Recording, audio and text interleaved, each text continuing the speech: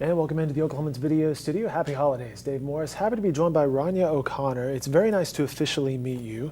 And thank you for your time this morning. Yeah, thanks for having me out. She's the director of the Curbside Chronicle. And let's just start right there. What is the Curbside Chronicle? Yeah, the Curbside Chronicle is Oklahoma's first and only street paper. There are 139 publications like ours around the world, and we just brought the idea after seeing the impact in other cities and communities to Oklahoma. But in general, a street paper is a publication that employs people who are homeless or at risk of homelessness and provides them with a way to earn income and transition forward in life. What was the impact that you saw on these other 139 papers? Yeah, so I think it's not unfamiliar for us to see people panhandling and flying signs in cities all over the U.S., all over the world. But street papers believe that we should offer people a more dignified way to earn an income. That we understand that oftentimes people experiencing homelessness might have barriers to traditional employment that makes that unattainable immediately. But we can meet people where they are, and we can exchange a sign for a product for them to sell, a product where they have a voice and can share their stories and educate the community as well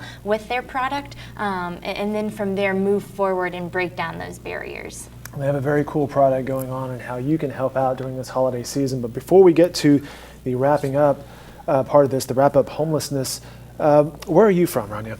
Let's talk about you for a second. Oh gosh, I'm from Norman, Oklahoma. Okay, and OU, I'm assuming? Yep, I was a graduate from Price Business College at OU. So you have the business background, but how did you make the jump from business to nonprofit organization, or was that what you studied there? Yeah, well, I did study nonprofit business as well while I was at OU, and I've always just been passionate about the idea of providing opportunities for individuals who may not have opportunities elsewhere. And so that's why I really love Curbside, is that it gives a person who, like we said, may have barriers, may have mental health issues, may have a criminal record, may be living outside, so they have the environmental barriers, transportation barriers that make traditional employment difficult, but it still says you deserve something better than feeling as if all you can do is turn to panhandling or flying a sign. And so that's really what made us fall in love with street papers and want to bring that here, as well as the interaction aspect. I think it's really important for people from different backgrounds and cultures and religions to interact, and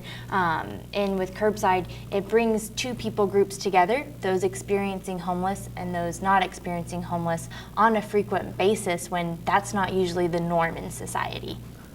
You mentioned we earlier, you and? Oh, my now husband, Ranya O'Connor. Congratulations. Thank you. We started the Curbside Chronicle a few years ago at the Homeless Alliance, which we're so thankful that Dan Strawn, who's the executive director there, gave our idea a shot and said, they're always looking for innovative and new approaches to the issue of homelessness, because it's not one solution. It takes multiple solutions to end the issue of homelessness. And so we thought we could be a small part of hopefully a solution. So you started the Curbside Chronicle back in 2013, I believe. Yes. You've taken that leap from business school idea to actual product. How has that process been, and how has it changed over the past 3 years? And we'll get to the street ordinance here in just a second. Oh, goodness. But how has that changed over the past 3 years from idea to reality? I think whenever we started it, like you said, it was an idea. We knew that it was tried and true in other cities. Like we said, 139 publications like ours around the world with the same mission. But we were one of the youngest, and we didn't know how Oklahoma City would receive it. But we have been amazed. I really believe that people have a desire to interact with others. They have a desire. Sure. The issue of homelessness bothers everyone. It does. And whenever you pull up to a light and you see someone, or you're walking around downtown and you see people experiencing homelessness, it makes us uncomfortable. Mm-hmm. And it makes us uncomfortable because we don't want to see it. And we don't want to see it because we don't want that person to be in that situation. And street papers provide someone with a tangible way to react to that uncomfortable feeling. It gives you, instead of the option which many people choose, which I felt in the past of, I shouldn't stare, I should maybe ignore them, I don't know what to say, how do I approach someone in that situation? It gives someone an easy gateway by giving them a product that they're selling, a uniform, it makes them approachable, and then from there, real conversations can happen, and it breaks down these social barriers that exist in our community. Let's talk about the content. What is in the Curbside Chronicle? Yeah, so we have a variety of content. We have a lot of content that is created by vendors. So they share their stories, experiences, as well as they share their talents, maybe poetry or art or recipes or movie reviews, that kind of stuff. Because, we like to say that homelessness never defines a person. It's just a temporary situation. Sure. And so we also want to show that our vendors are more than just that. But it's also super incredible that they trust us to share about their experience in each issue as well, because everyone experiences homelessness differently, but they can be very raw in how their experience is and how they open up in the magazine. All right, what about the mechanics? How often is this? Is it a monthly publication? How much does it cost? How much goes to you guys? How much does the vendor actually keep? Yeah, so we are a monthly publication now. Okay. We started off every other month, but in July of this year, we were able to go monthly. Cool. So that's really exciting. The way it works, if anyone wants to become a vendor, what they do is they come to an orientation. We do trainings every week, and they go through our class. They learn our sales techniques, what's appropriate, what's not appropriate, all of that. And then they get their first 15 magazines for free. After that, they sell those magazines for the suggested price of $2, and then they re-up their product at 75 cents a magazine, and then continue to sell it for $2. So they make at least $1.25 profit, and then they're also really practicing the money management skills. They're investing in their product. Oh yeah, they're micro entrepreneurs. It might seem odd, street vending isn't super common in Oklahoma City, but it is really popular in other cities. Sure. And so I mean, they're investing their time in selling it and their energy in submitting articles, but they're also personally investing their finances in keeping their product going so that they can continue to support themselves. Talking with Ranya O'Connor, she is the director of the Curbside Chronicle. And Oklahoma City is definitely a commuter-based city, meaning a lot of automobiles are how you commute and how do you get around in Oklahoma City, which had played to your advantage, meaning that your vendors could be street side, curbside, if you will, like the name is, until the ordinance came along. How did that affect you? And we should say the city passed an ordinance regarding activities on curbsides and medians. On medians, yeah. And so at that time, many of our vendors did sell from the median. So it was a hurdle to overcome. But if we've learned anything, it's that our vendors survive. You have to survive whenever you're experiencing homelessness. There really isn't another option. And so because of that, they're incredibly resilient, and we figured out alternative avenues. And but so that had to be a big impact. You're like, okay, wait a minute, a large chunk of it is the median business. Now what? Yeah, it really, January and February were some difficult months, but there really wasn't the option of not figuring out a solution. I mean, giving up isn't an option in the line of work that we do, and for the clients that we serve. And so yeah, and so it was kind of difficult. It was a morale hit for sure, but fortunately, we have been able to find new locations. We can be on the sides of the roads as long as we're not in the median, and that's great. So we still can sell to automobiles. It's a little bit trickier from the side of the road, but we are able to do that. Have you run into any problems? Have the vendors given you any feedback and said, this is just not working, or we can make this work? What has the feedback been? I mean, the feedback has just been, it was just figuring out which locations are still viable and which aren't. And so there were some locations where vendors were used to going that from the side of the road, it just wasn't a good option anymore. But then we were able to find other locations and move there. So it was really just a couple months of moving around and kind of testing out areas and things like that.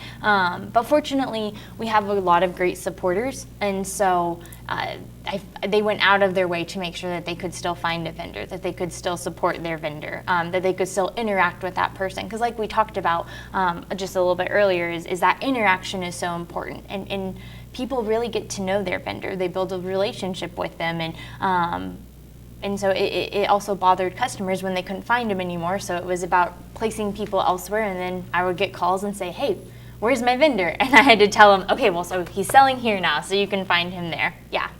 Very good. And a lot of your vendors, I know, have relocated towards Bricktown and downtown. Yeah, we do have a lot of vendors in the downtown area now, as well as Bricktown in the Plaza District. And so we're trying to utilize as many walking spaces as possible, pedestrian-friendly areas in Oklahoma City. But as you said, Oklahoma City, it's really spread out. We're an automobile-centered community, and so for the amount right now, we currently employ 50 vendors a month selling our publication, and so we just can't put 50 people downtown. It would be too competitive of an atmosphere. So we do still heavily rely on those automobile sales.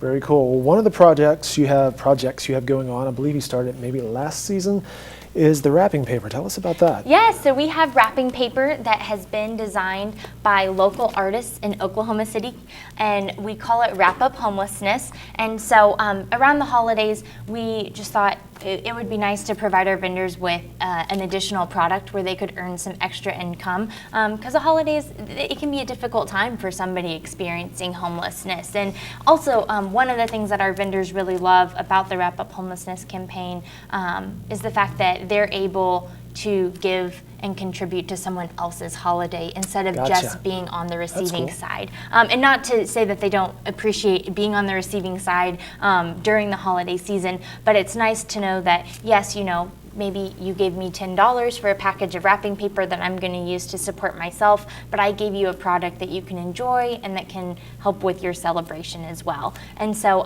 each package, we have 2 different packages, and they each have 5 different designs by a local artist. The artists for this year, we have Bert Seaborn, we have Aaron Cooper, Bob Palmer, Christy Owen, Kelsey Carper, Clint Stone, Jason Pauley, Catherine Wakefield, Tanner Frady, and Sam Washburn. Some talented people. Yes, some very well-known artists in the community that gave their time and used their creativity for the greater good, which is really awesome, and we're so thankful for their participation.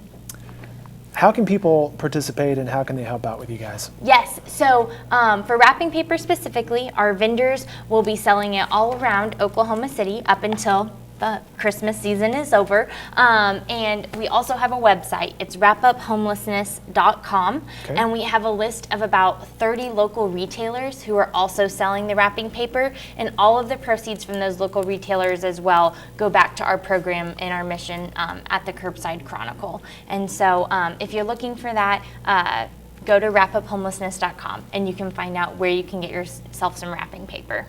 Very good. How are donations going this holidays?